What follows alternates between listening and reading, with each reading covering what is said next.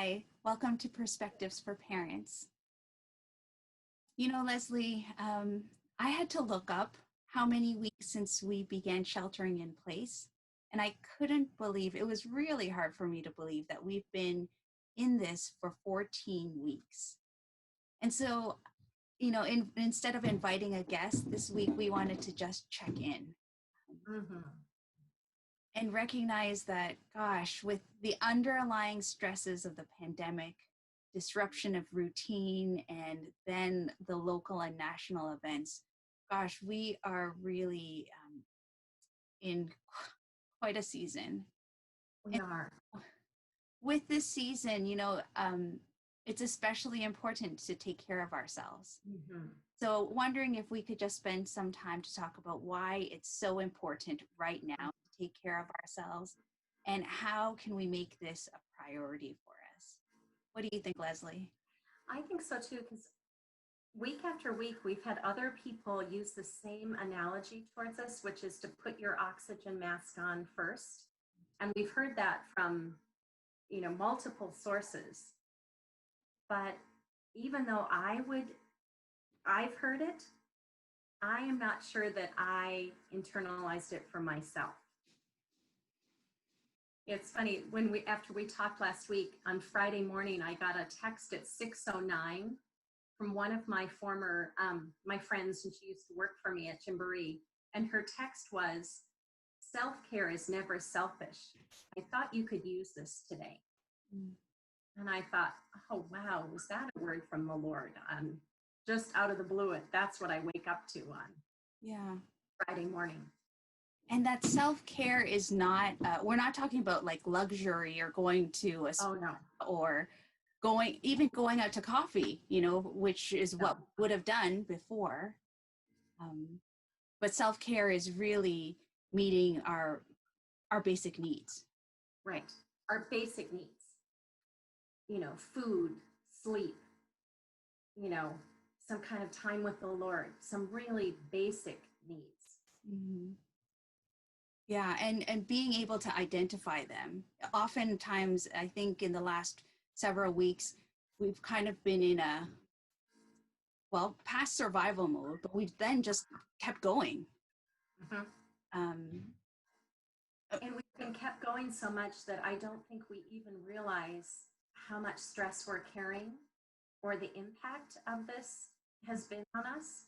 We all moved through the COVID-19, but now we're layering on everything that's happening locally and nationally and even globally in terms of injustice. Mm-hmm. And I don't think we even realize how much that's draining our capacity. Even process what's going on. Yeah. Leslie, would you tell us about kind of the events that happened to you personally? Sure. Yeah, because I really laugh because I would be the one that would say to you, put your own oxygen mask on first. And my friend Jenny even said to me, Leslie, I've heard you say that so many times to other people. Are you doing it for yourself? And I realized that that afternoon when I woke up from a nap and felt like I was having a heart attack, that enough so that the advice nurse said, hang up the phone with me and call 911, and which transpired then into paramedics coming and the fire department coming and taking an ambulance ride by myself because Mark had to stay home to the hospital. And that was the one place because of my age and underlying condition of asthma, that I didn't want to go. And all of a sudden I ended up at Marine Park Hospital being checked out to see if I was having a heart attack. And, sitting alone in that hospital room going, how did I end up here? And what I've been doing now since then is taking the steps necessary to find out, was it a heart issue? And what I'm discovering it probably wasn't. But it was a wake-up call to me that the stress that I thought I was handling well and processing, I wasn't. And has to be released someplace. And it released in me was something that felt like a heart episode. My gosh. So emotionally, all of the stress took its toll physically. Exactly. And for those people who are Enneagram, I'm a classic number 1 with a really high 2, caring for others. So all of a sudden, my wanting to make sure that everyone else was cared for and their needs were met and they were weathering this storm. I forgot to look that maybe my boat was, having a leak in it, because I was so outwardly focused. I didn't really even pay attention to what was happening to me. And there was a physical outcome from it. And then it's almost like you step backwards then, right? Because your desire is to care for people and to reach out to others, but you didn't have your oxygen mask on, right? So no. Then you can't help others. Right.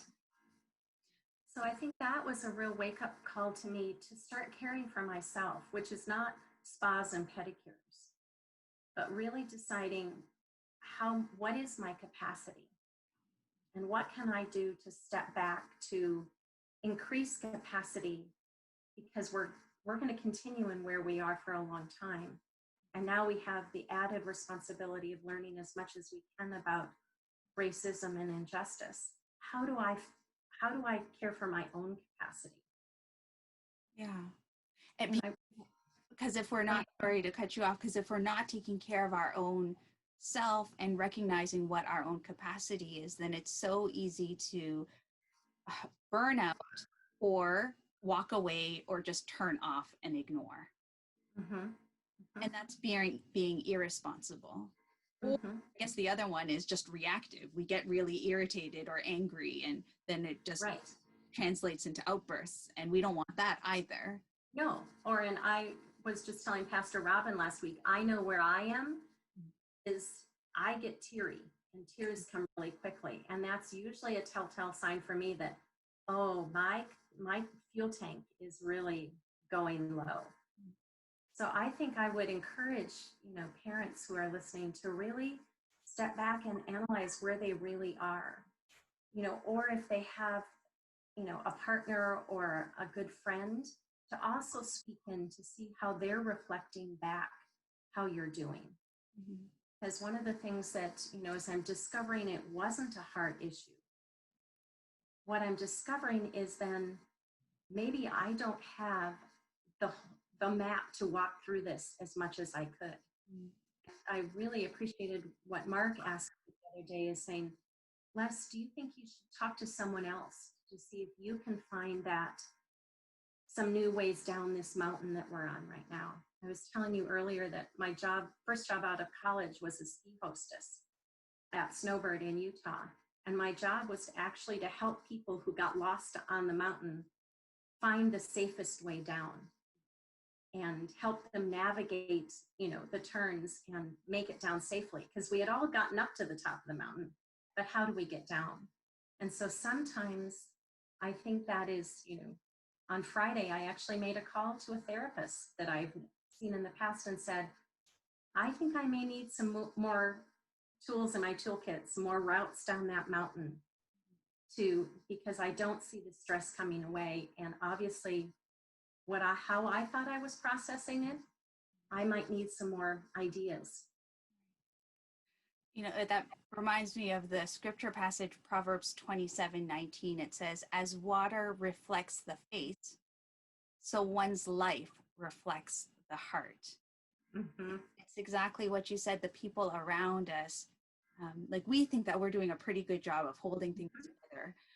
But people around us, like your husband or even our children, they can be very honest with us. Mm-hmm. Walk into the room and, they could tell in a split second. Yes. Things are not quite right. Or it's my husband will be like, there's a storm brewing like that. And so our life really does reflect our hearts. And so well, first off, that's a blessing that we have mm-hmm. our spouses and family and children around. to be reflection for us. Mm-hmm. And then secondly is to take what they say to heart, and not be defensive, and recognize, yeah, they're coming at it from a place of love, and they're telling us that we need to take care of ourselves, to tend to our needs. Right. And that's really being faithful. That is giving ourselves the grace and mercy to hear what God is saying to us, and saying, I don't have the capacity, Lord. So help me. And for me, it actually was a heart. When you talk about, the scripture, it was a heart reflects back. My heart did reflect back to me what actually I didn't know intellectually was happening. Yeah. Well, thank you for sharing, Leslie. And so we want to extend an invitation to all of you. If you're catching us on Facebook, please comment and let us know, how are you tending to yourself, to your basic needs? How are you prioritizing taking care of yourself? And if you are catching us on a different platform, send us an email. We want to hear from you. We do. And so until next time, thank you for joining us for Perspective for Parents.